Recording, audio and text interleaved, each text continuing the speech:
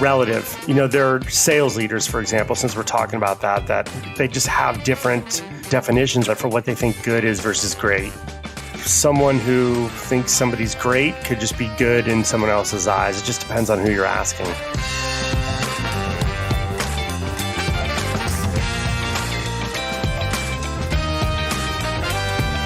Hi, friends. Welcome to the Sales Enablement Podcast. I'm your host, Andy Paul. Now, that was Ralph Barsi. Ralph's the Global VP of Inside Sales at Tray.io. And Ralph's one of the more respected voices in modern sales, a mentor to numerous young sales leaders. And he just happens to be one of my favorite people to talk with about numerous topics. Sales, books. He's an incredible reader. So we're going to talk about a wide variety of things today. We start by talking about the great books that we're each reading right now or have recently read. And Ralph has some really good recommendations for you. And then it leads us into a conversation about how much responsibility sellers have to take for their own development. Now, there's a burgeoning movement developing called self-directed coaching. In other words, individuals taking responsibility for their own coaching. So Ralph and I dig into this whole topic, and it's important because at the end of the day, no one cares about your career and your success more than you do. So you have to ask yourself, what are you going to do about it?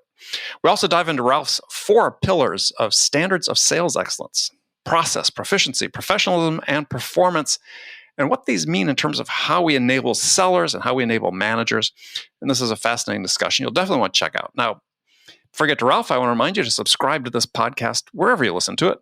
And if you subscribe, we'd certainly appreciate it if you could also give us your feedback about how we're doing in the form of a review.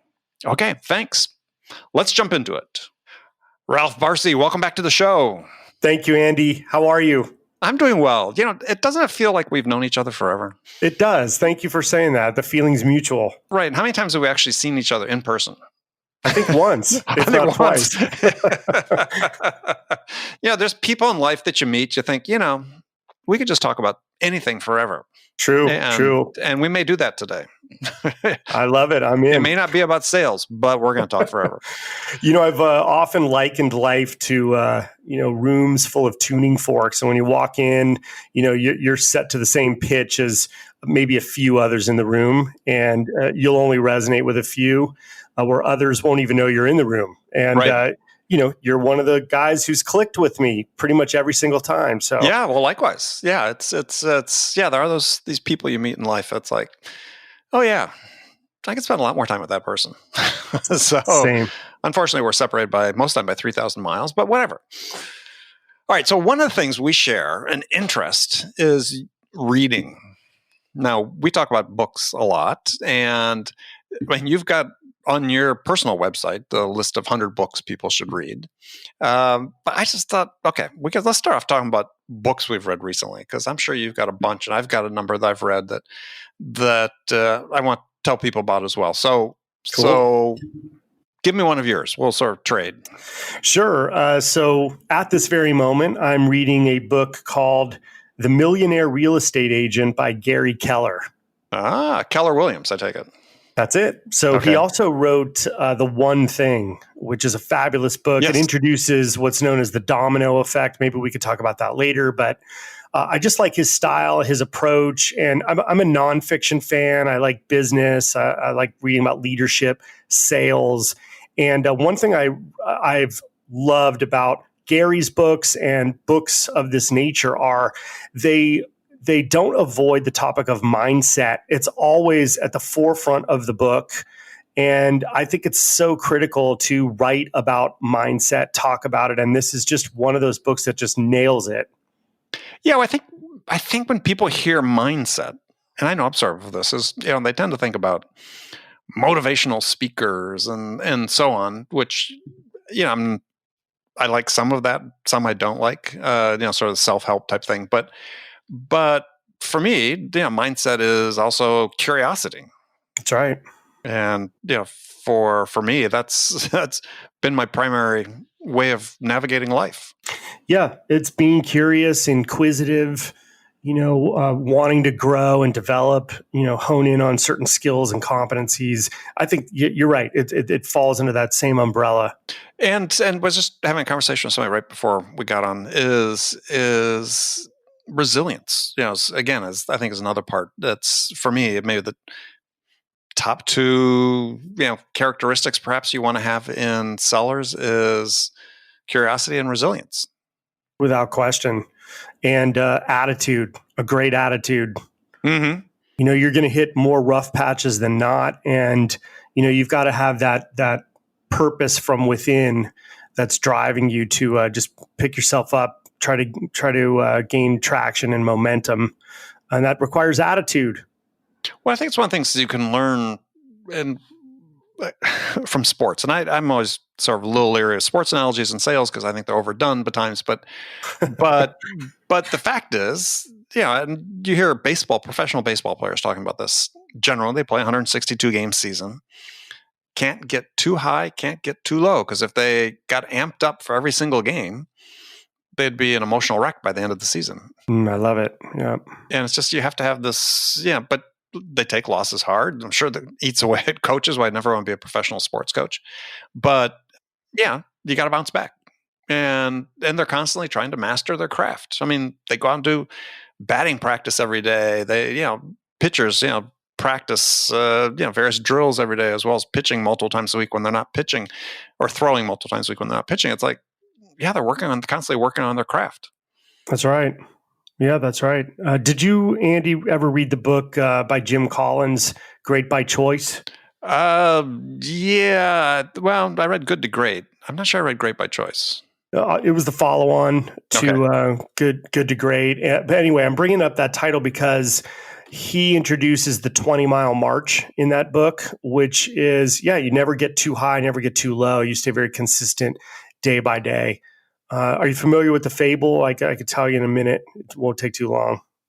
So let's say, you're in San Diego. Yes. Let's say the two of us are standing bare feet in the water on the coast of San Diego, and we decide, we're going to get to the northeast corner of Maine in, as fast as we can get there. And I set out for the northeast corner of Maine, and I go 50 miles in one day, then 10 the next, 30 the next, then none the next, so on and so forth. Right.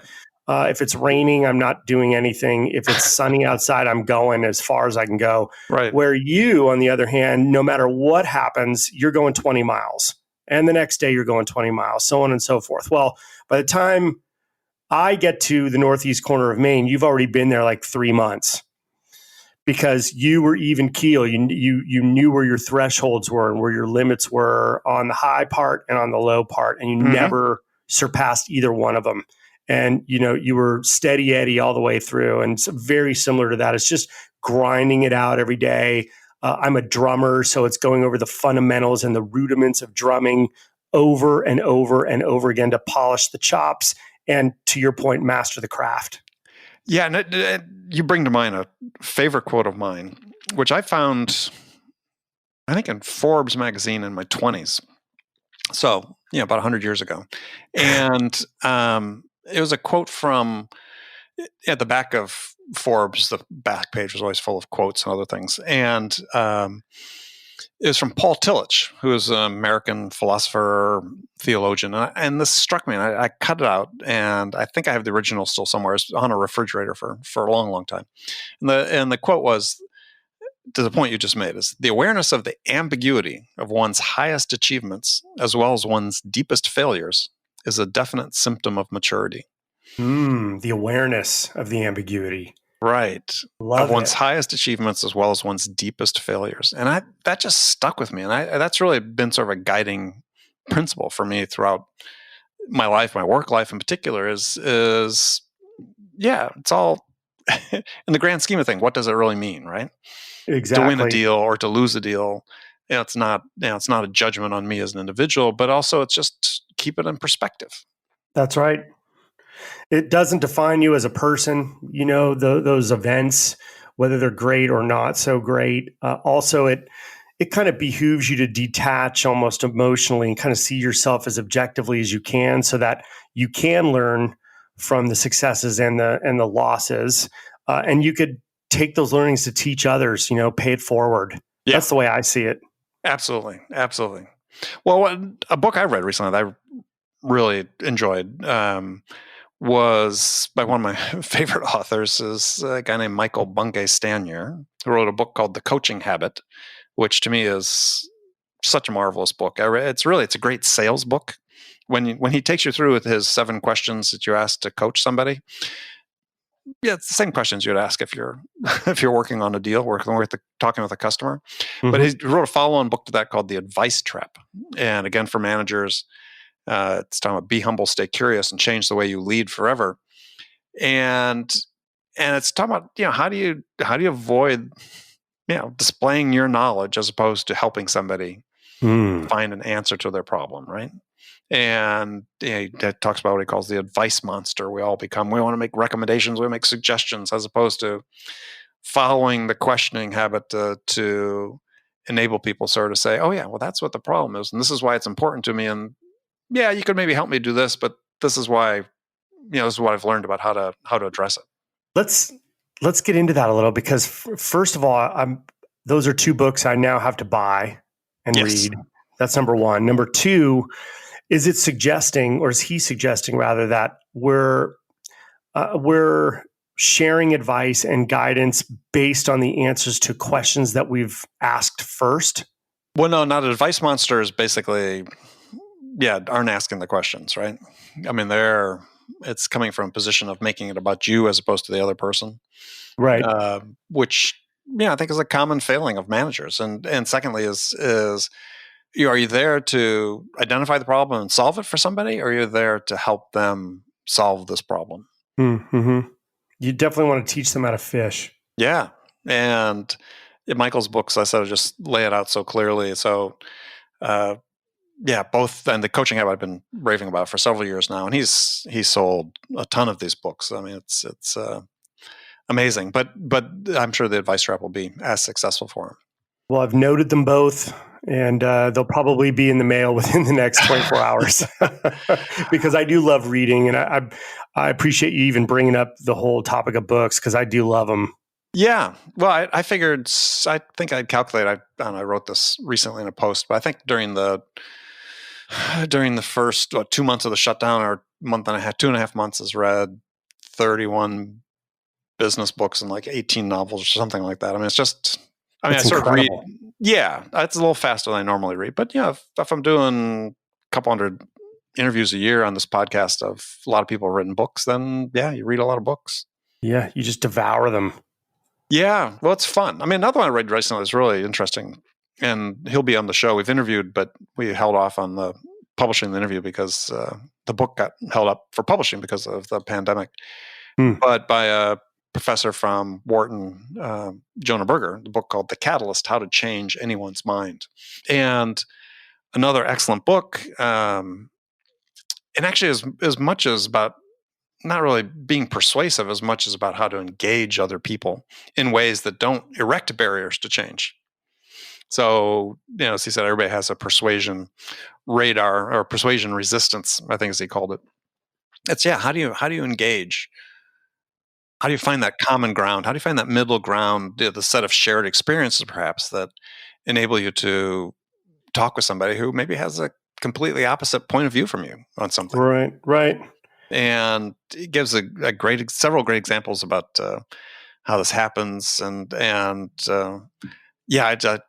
some from the political arena, even because we talk about how polarized we are as a society these days. Well, how do you have conversations if you're polarized? And he gives some great examples about what people are doing, canvassers going door to door, finding common ground with people they're talking to that they, you might think from the surface, have nothing else to share. I think it's beautiful. What great timing for him to be publishing this title.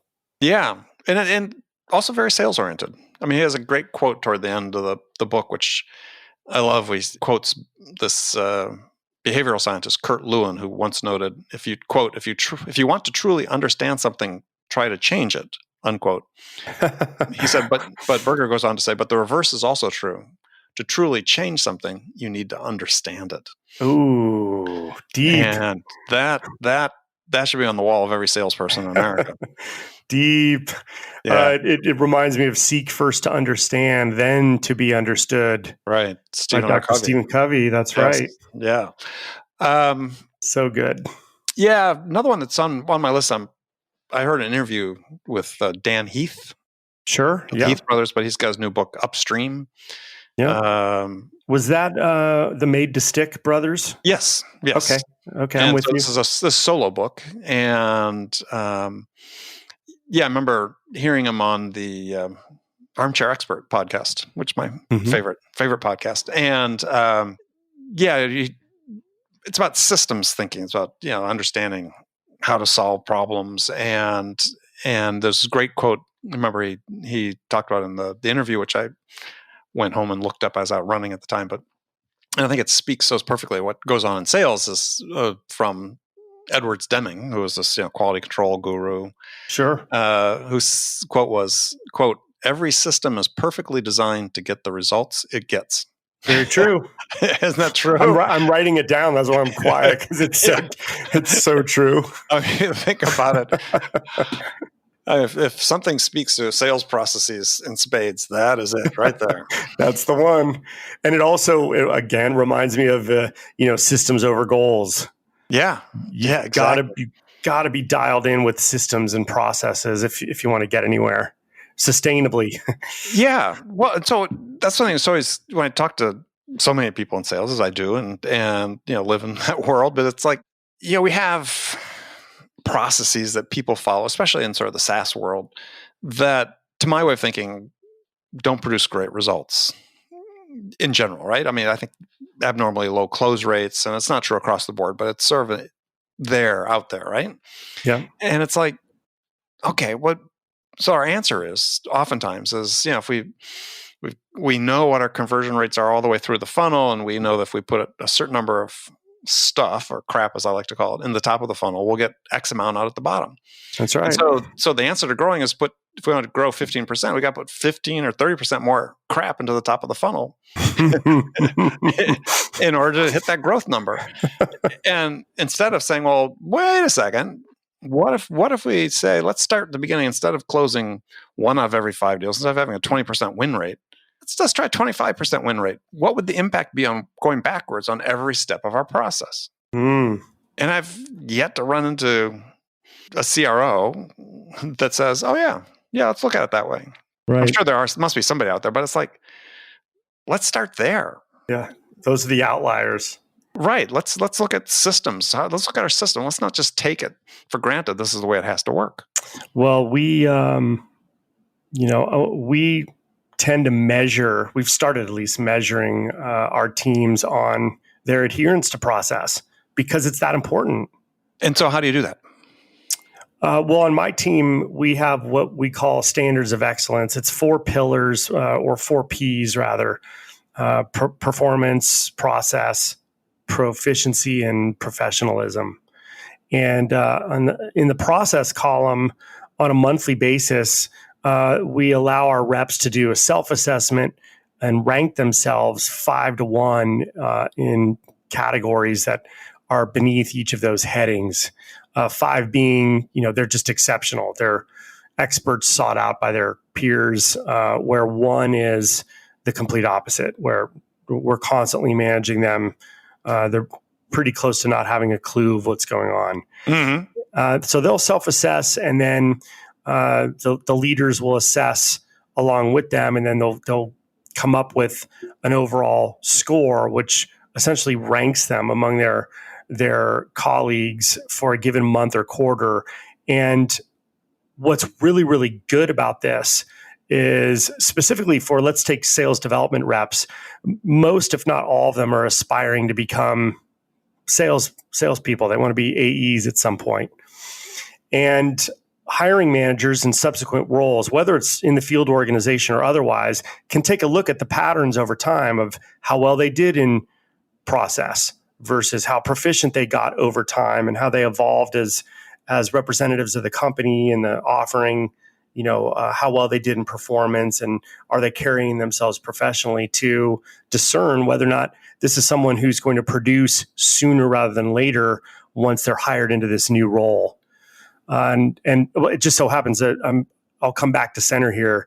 Sure. That process happens to be one of those key pillars. So we'll take a look at, their CRM maintenance, or their meeting hygiene, for example, or if they're adhering to the touch patterns that we ask them to adhere to, et cetera. And I think it's a game changer. So process, and then proficiency. What do you look at there? The difference between process and proficiency. Proficiency. No. When they're assessing their proficiency, what are the things below that heading? Sure, we're taking a look at their product knowledge. So we'll certify them in different facets of the product, and we'll allow them to self-assess on how well they know it. Communication skills is another. So many times they have to present, whether it's front of a small group or large group. Now it's all online. It's pretty much all on Zoom, for example. How well can they convey the message? What are their communication skills like in that venue? Mm-hmm. Another thing is just time management, organization, productivity, taking ownership of the calendar, et cetera. That's what we would measure under proficiency. And what about performance? Performance is the black and white quantifiable metrics of how are they doing against a monthly or quarterly quota, how are they doing against their activity metrics, et cetera, phone calls, emails, social outreach. That's all under performance. And then finally, professionalism is leadership skills, their coachability. So for example, if we were to take the 5 or the 7 questions that you mentioned in that coaching book, how well are those questions reaching the rep, mm-hmm. and how are they applying what they're learning? Are they team players, and if so, how? What can they demonstrate or illustrate in terms of being great team players? That would fall under professionalism. So, question about performance. I mean, you read the same stats that I do? Yeah. 50% of reps aren't making quota. Yada yada yada yada. Yep. Is quota still relevant? Wow. Yeah, well, let's take the opposite. What if it wasn't relevant? What if you just didn't have to hit quota? Well, what else would we measure but performance? That's what I really was getting at with that question. What other things what are areas we could measure that maybe have more relevance? I'm familiar with like Goodhart's law, the British economist who said that when he put forth this theorem, it apparently has been proven out with studies and so on, is that when a measure becomes a target, it loses all value as a measure. Mm. Because you optimize your process to achieve the target, so you're not really measuring. It's not really become a true measurement at that point. Yeah, it reminds me of John Wooden. How he didn't have the UCLA Bruins looking at the scoreboard. He instead wanted to optimize each individual player on his team. Mm-hmm. Hold them to very high standards. There was no quota, that they had to attain, but they had to be optimal in X number of areas, and collectively they would win. And that's exactly what happened. It was, sticking to process. So now you got my wheels turning. Well, all right, so let's dive into this. It's not the topic. It's so ingrained in me, my 25 plus year career in sales. It's just always been quota. Oh, come on. You haven't been in sales that long. I have. I had a full head of hair, Andy. When you started, yeah. It's just migrating south. So, one of the things that I advocate for, and I've managed high growth sales teams using this, is what I call true productivity, which is dollars of revenue generated per hour of actual sales time. Mm-hmm.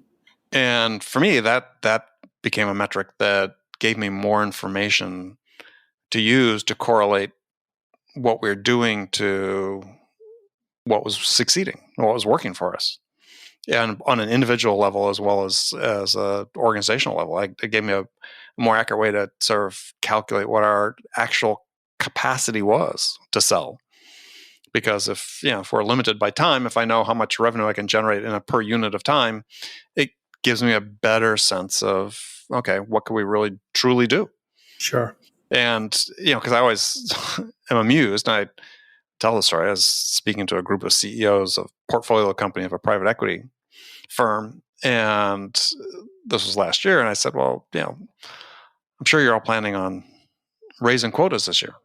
Yeah, we are. Great. Well, and we sort of went through them and, sort of got an average, and I think the average turned out to be about 12% across these 10 companies. I said, great. I said, so let me ask the question. So have you all invested to make your salespeople 12% better? Crickets, right? Yeah, of course. So there's like no correlation between the goals we're setting and the way we're trying to enable our people. Yeah, that's a big, big point. And so it's like, okay, well, we could deconstruct that, but it's sort of, true with productivity is, I'll ask a CEO or a VP of sales to say, okay, well, on average, how many hours does it take actual sales hours from initial point of contact to closing a deal? No idea. Oh, wow, But that's our limiting resource as sellers is time. So how can you not know this? Somebody says, I say, well, what's the length of your sales cycle? 2 months. I said, no, it's not. How many sales hours did it take? That's the length of your sales cycle. Right. Wrong indicators. Yeah. But we're still managing sales by these things. It's sort of like, I've been talking about this for a long time, but it's sort of like, as a reinforced reading an opinion piece in the New York Times last year sometime, Dave Leonhardt, great writer, people should follow. But talking about why are we still using GDP as a measure of economic productivity? Because the economy has changed so much. Yeah, we're still using these metrics from the 30s. Yeah. And we're doing this in sales as well. It's 2020. It's 2020. Let's change. That's why I asked the question, why quota?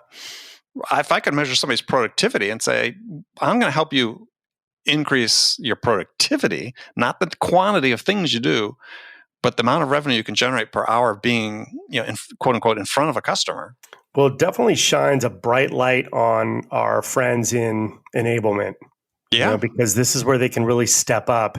What you're talking about reminds me of two concepts. One comes from Mark Leslie, the sales learning curve, that he published, 05, 06 in the Harvard Business Review. Right. I read that article.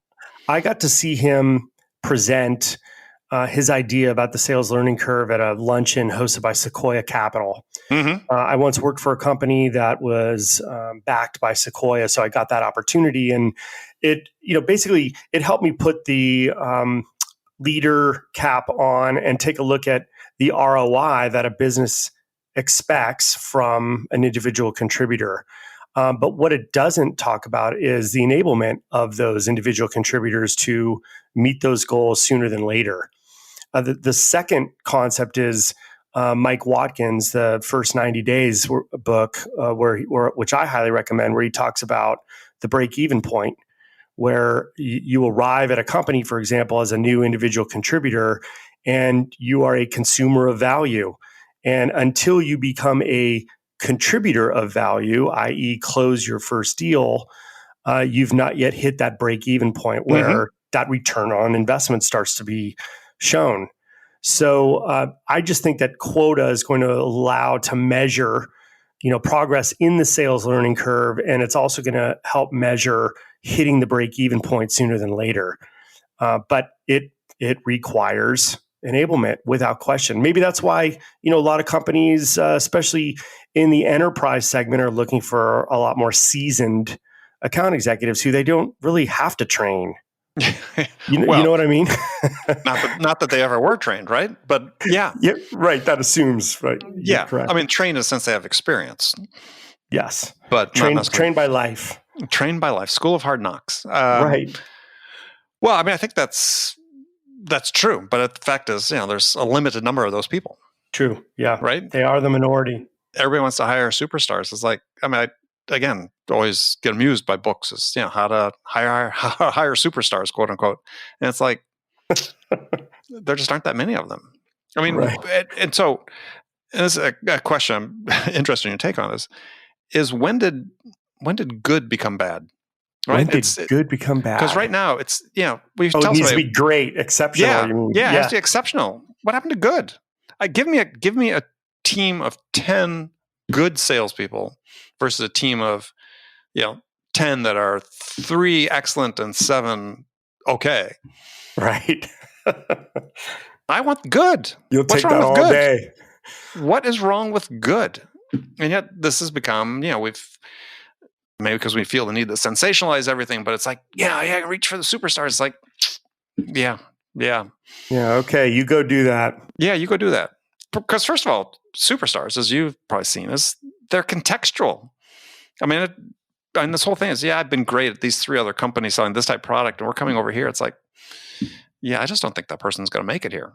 Well, I think it's it's relative. There are sales leaders, for example, since we're talking about that they just have different standards for what, or definitions rather, for what they think good is versus great. Yeah. Someone who thinks somebody's great could just be good in someone else's eyes. It just depends on who you're asking. Yeah, absolutely. I don't know when, though, to answer your question, good became bad. That's a really good question. So let me ask you, who taught you how to sell? Oh, a number of people. My grandfather. Well, let me phrase the question differently. Yeah. So I'll give you 5 choices, and add them up to 100. Is who taught you sell? Coaches or mentors? That's 1. 2, your peers. 3, your customers. 4, company provided training. 5, self-development and experience. And I can't say all of the above. Well, the fraction has to total up to 100. Oh, interesting. Okay. Coaches and mentors would be the like 60%. Mm-hmm. I think customers is probably a good 15%. Mm-hmm. I would say self is 10. Then peers, and then training somewhere in there. You're almost identical to me. Am I really? Oh yeah. I'm 60% coaches, mentors. Yeah. Customers number 2 for me. Training last. So let me follow that up, because we were talking about enablement, right? We were, and here we both stack ranked it at the bottom. Exactly. And so if you look at sales performance improvement as a process, okay, and every process has a rate determining step for how fast the process can go. My belief is that we can improve individual sellers' performance no faster than at the rate in which we improve the performance of their sales managers. True. So we're spending $20 billion a year on sales training in the U.S., of which about 5% gets spent on management training. The average manager, not sales specific, but average manager receives their first management training after they've been on the job 10 years. So that's incredible. Yeah, that was from a book that was just published. I had the author, Peter Economy, was on my show. So if we're spending $20 billion a year on sales training, 5%, shouldn't we flip-flop that? Shouldn't we make it that we spend 90 to 95% of that on training the managers? Because they are this rate determining step by which the improvement of the individual contributors is based. Yeah, it's teaching people how to coach. It's teaching people how to lead. And especially if you're like me, we learn from our coaches. Absolutely. That's who we learn from. We didn't learn from training. So why are we spending all this money on training? We should make these people, and I'll go a step further. I don't know, maybe you do this, but I would propose that why don't we just have a position on the staff that are coaches? Why are managers coaches? Why don't we hire people that are trained to coach? You get me fired up, Andy. That's what I'm here for. I'm going to go recalibrate some of our job descriptions, and we're going to probably start steering in another direction. Do you want to? I'll come consult. You can. Sweet. You can pay me with that. But it's we have to just rethink these things, right? I mean, you look at professional sports teams, and listeners, those who listen all the time, probably rolling their eyes when I start down this path. Is that you look at soccer, which is one of my favorite sports. And by the way, Liverpool, while we're recording, won the Premier League for the first time in 30 years. Just FYI for soccer fans out there. Did they really? They won. Manchester City lost to Chelsea on the strength of a goal by American Christian Pulisic, and Liverpool, crown champs. Yay, Liverpool. Okay, wow. So here we go. Okay. You look at a staff of a soccer. They've got you've got the head coach, manager, but then they have all these people like performance coaches, nutrition, health performance, mental health, mental psychology, sports psychology coach. These people have specialized knowledge about what they're doing. And we imbue sales managers with this sort of heroic quality since we promoted them. They must know everything about coaching performance. Well, they don't know anything about coaching performance. Coaching, whatever they're responsible for, we assume they're experts in it. And it's unfair because they're not trained in it. So why don't we get specialists in these things? If coaching's so important, let's hire coaches. Yeah, why don't we? It goes back to what we were talking about right at the beginning of our conversation about mindset. You have people who are focused on helping you develop the mindset to be a great competitor, to be a healthy competitor. Yeah. Well, and do you ever watch the show? Have you ever watched the show Billions? I have. Yes. Okay. Why doesn't every sales team have a Wendy on it? Right. Great question. I mean, we know it's important. We know mindset is important. So here's the show if people want to watch. Billions is about a hedge fund and all the intrigue around it. But one of the key employees is a psychiatrist, right? A therapist. And when the traders are feeling down, they're off their game, they go see her. I mean, why we assume that, since you and I at the beginning talked about, resilience being such an important quality, why should people be afraid to go ask somebody to help them become more resilient? Yeah, it's a pretty logical move if you ask me. I've been thinking about these things more and more, as you can tell. No pun intended, but it's a no-brainer. Yeah, but you just, it's like, okay, maybe you have to be in sales for 40 years to sort of get to the point to look back and say, we're doing it all wrong. Yeah, that's where the epiphany usually hits. Yeah, and it's like, oh my God. Yeah, I think, we're just completely focused on the wrong things. Oh man. Andy, we need to get this conversation in front of a lot of people, don't we? Yeah, because we have to be willing to confront, and this idea about managers being the rate determining step for improvement. For frontline sales managers, that rate determining step is dictated by their supervisor, and then by the CRO, CSO, VP of sales, and then by the CEO, because that's where it all starts. We are where we are with sales because at somewhere up the lane, they've decided this is okay. I have a question for you. So let's go back to the ranking, the coaches versus peers, et cetera. Would you put books in the kind of self-development category? Yeah. You would? Yeah. Okay. The reason I ask is because I think it could, indirectly could also fall in the coaches and mentors category. There are specific authors that you follow. Sure. Had thought about that, but yeah. Or listen to, like your podcast, for example, and you are indirectly a coach and or a mentor to a lot of people. So I think it could kind of go into, it could maybe straddle those two categories. Yeah. Yeah. I hadn't thought about it, but yeah. But I just, look back on, let's say my own career is developing individuals I estimated I probably spent 40% of my time coaching, mentoring individuals, not talking about deal specifics, entirely as them, right? And I know for the people that I learned from, that's what it was like. Because I had two people in particular, very, very important early in my career that learned a ton from. That I'm sure I modeled a lot of what I did, even though I'm not different personalities than I am, but modeled a lot of what I did after them in my own way. Yeah. And then customers. I learned so many lessons from customers who are willing to take the time to basically tell me how to sell to them. Yeah, it's the true representation of the quote, the champion that you have in a deal. When you've experienced having a true champion in your deal as a seller, you understand how powerful that is. Someone who's very candid with you and constructive, and there's no question you're going to learn from those people and get even better. Yeah, it was.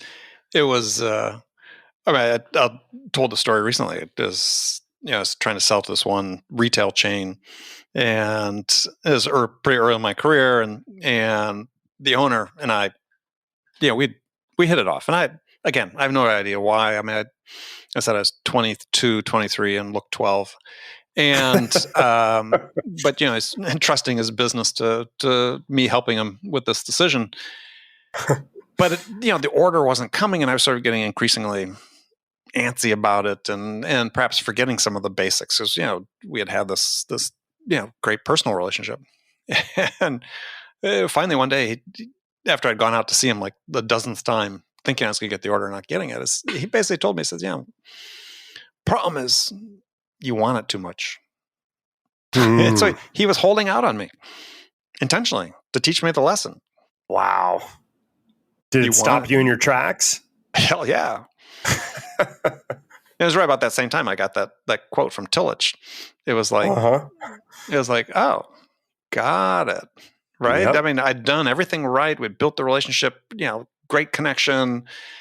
And then, I just got to the point where I wanted the order so much that I sort of, stopped asking about him and his family and, the human side of it and so on. And that happens all too often in a lot of different respects, where people are they're so wrapped up in themselves, their offering, their company's history, that they just completely steer their focus away from their prospects and customers and partners, et cetera. It's too bad. And you can see it, as you get older and wiser. Yes. You see it from afar. You wince a little bit. Yeah, but at the same time, while we see that and wince, we also think, you and I, since we've been in it for a long time, we're both like, I don't want to go back and do that again. No. No, thanks. Nope. I'm good. Did that. Been there, done that. That's right. Thank you. All right, Ralph, unfortunately, we have to cut it off, but gosh, look, let's not wait again as long. Done. Yeah, I could talk to you for hours, Andy. Would love to reconvene sooner than later. We'll definitely do that. Yeah, I will. So if people want to connect with you, how can they do that? Sure. Best way on LinkedIn, it's Ralph Barsi, Barsi. You could check out the blog is ralphbarsi.com. Twitter is @rbarsi. Pretty simple. Do it. Look for the bald guy. Look for the bald guy. I encourage you to do it. All right, Ralph, we'll talk to you soon. Thanks so much, Andy. Okay, friends, that's it for this episode. First of all, I want to thank you for taking the time to listen. I'm so grateful for your support of the show. And I want to thank my friend Ralph Barsi for sharing his wisdom with us today. If you enjoyed this episode, please subscribe to this podcast, Sales Enablement with Andy Paul, on iTunes, Spotify, or wherever you can listen to this podcast. And if you could also leave us a rating or review and let us know how we're doing, well, we'd really appreciate it. You can do all that on your phone in less than a minute as soon as this podcast is over. So thanks for your help. And thank you so much also for investing your time with me today. Until next time, I'm your host, Andy Paul. Good selling, everyone.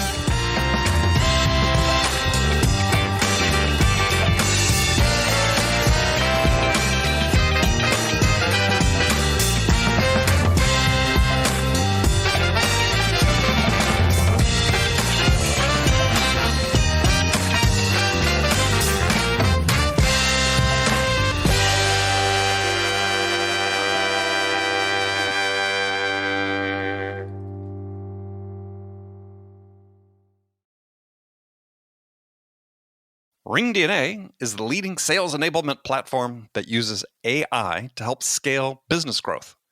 Trusted by the top companies across the globe, RingDNA offers a suite of powerful tools for every sales role. The RingDNA Dialer radically improves sales productivity and call connection rates, while guided selling helps reps know exactly what to do and when to do it. Conversation AI uses artificial intelligence to surface the most impactful coaching opportunities in real time. So, no matter where your team is working from, the RingDNA platform can help them exponentially increase call connections, opportunities, and revenue. Learn more at ringdna.com/platform. That's ringdna.com/platform.